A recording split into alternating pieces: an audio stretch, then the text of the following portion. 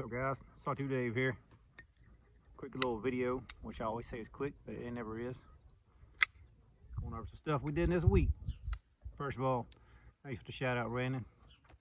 If y'all new here from Brandon's shout out, thanks for coming over and checking out the channel. Been working on parts for the Satu, so y'all guys know that I already did the scale, full tie scale, and especially on this full tie conversion, the thing that looked weird was the backspacer. So I went ahead and this week I made the backspacers. Now let me get the stock ones out real quick. Where's she at? Here we go. All right, so the stock one's that, that black G10 version.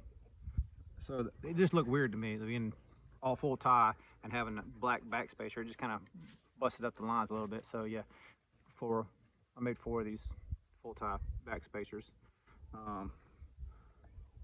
One of them, 2 of them are already promised out. So, and then this one's going to get 3rd. So I got 1 extra right now. So when you guys that have stone wash version want a backspacer, if you got the DLC, you don't need it, man.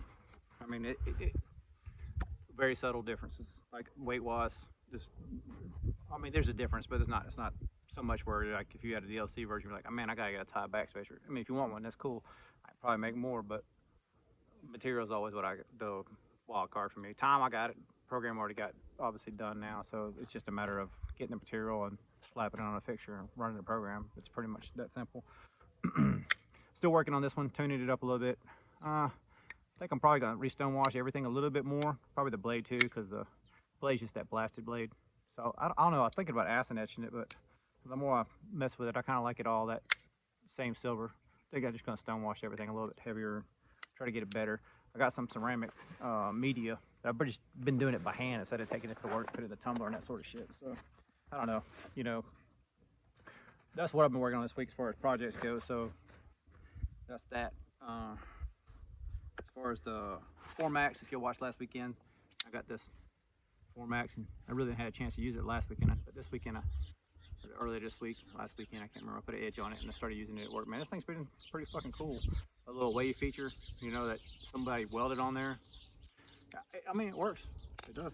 I don't know that I would have done that, but it's there. I'm not going to machine it off at this point. It works. It's functional. It don't look bad. It's kind of cool, I guess. At work, I wear those, like, what do you call it, mission style, or mission's the company, you know, uniform style pants. So I don't really care one way or the other. Like, it does wave open with them, but I don't care at work. That's honestly where I use that knife most, is at work. Do I need a knife that big at work? Nope. Do I like a knife that big at work? Yup. Pretty much sums that one up. While we're talking about knives, and you know, I keep touching back and forth in the Hinder and the Spartan Harsey folder, basically because, you know, they're relatively new to me. The Spartan Harsey, man, this little guy right here, I really like this knife, man. It really has come along a long way for me. I love it. It's a good knife, man. It's a good solid knife. Highly recommend it. The Hinder, I actually put the XM18, I actually threw it back on bearings, and I think the actions is better with bearings. Believe it or not, I thought for a while there I was gonna keep it on phosphor bronze. It does have a cool feel for phosphor bronze, but honestly it feels more like a Hinder on bearings, the tri-way anyhow. I did get an XM24 through Shane, Pocket Knife Reviews. I don't know if y'all watch his channel or not, but he had a 24 on his channel, and he said the guy might be selling it, so I contacted him, and he said, yeah, just sell it, and gave me a pretty damn good deal on it. So that'll be coming back when Shane sends his loaners back, or his loaner back. I sent him my infraction to check out.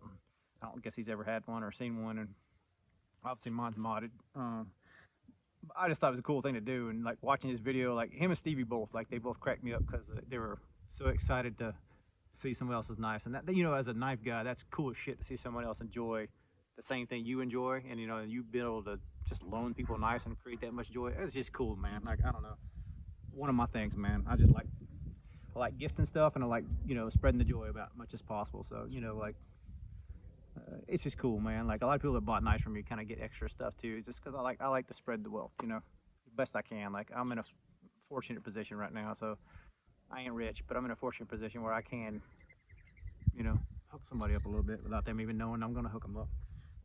I think it's fun as hell too. But while I'm talking about Shane, so that infraction that he had, like, so I dig the knife, but I'm always like a little iffy about that knife. It's always something that just don't quite, I don't know. I can't put my finger on what it is about that knife. It agrees with me sometimes, and not other times.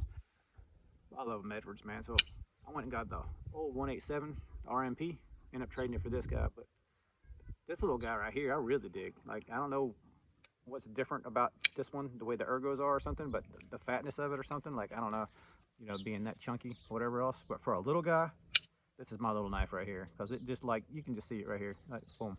It's just perfect, man. This is my little knife. So all you guys that don't think I like little knives, here's a Satu Dave's little knife, the 187 RMP. I got that earlier this week.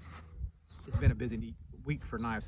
Got quite a few inbound trades, sales, all that kind of stuff. So the other Satu that I had, I sent it to a buddy. He got it. He'll get one of these Backspacers too. I'll mail him one.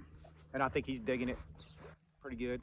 And that other stonewash one, the original one, I got to my buddy Aaron. He loved it. He loves it. He put an edge on it. He does a damn good edge. You can tell by looking at it.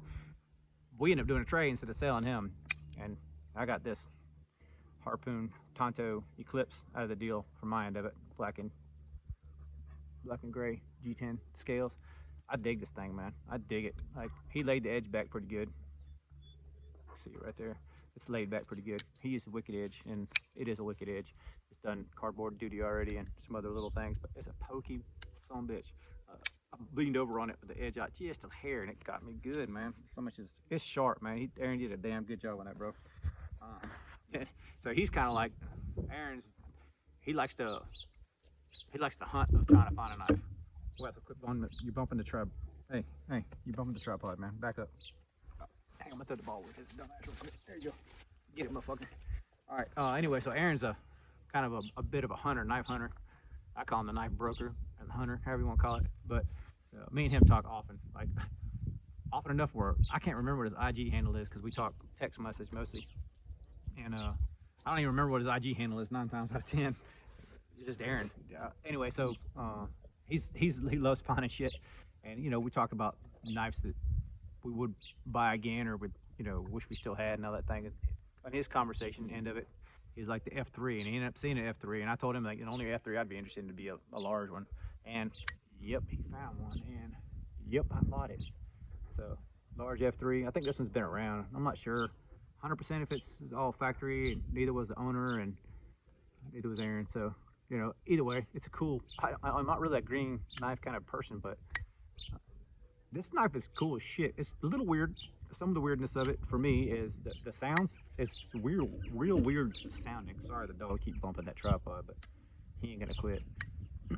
The sound's real weird. It's almost like it doesn't have enough lock bar pressure, but it does. It's kind of strange, hard to describe.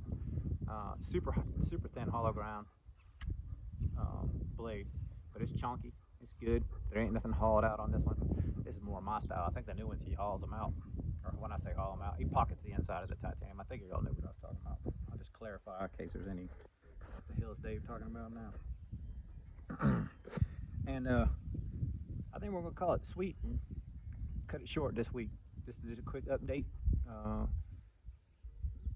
And you guys, from the last video, I had some of those knives that I was talking about selling. Might have been 1 or 2 of them are disappeared now, but pretty much coming up pretty soon. I'm gonna start selling all that stuff. So if any of you guys interested, you know, hook the deal up.